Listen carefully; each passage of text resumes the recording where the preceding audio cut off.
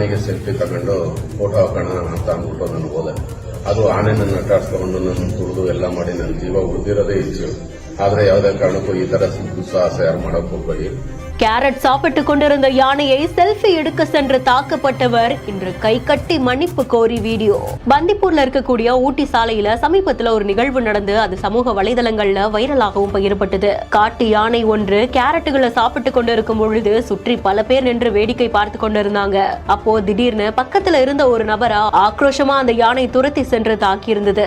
யானையுடைய கால்கள்ல மிதிப்பட்ட அந்த நபர் நூல் இலையில உயிர் பிழைத்திருந்தாரு. இந்த காட்சிகள் சமூக வலைதளங்கள்ல வைரலாக வனத்துறையினர் யார் அந்த நபர்னு ட்ரேஸ் பண்ணி கண்டுபிடிச்சிருந்திருக்காங்க.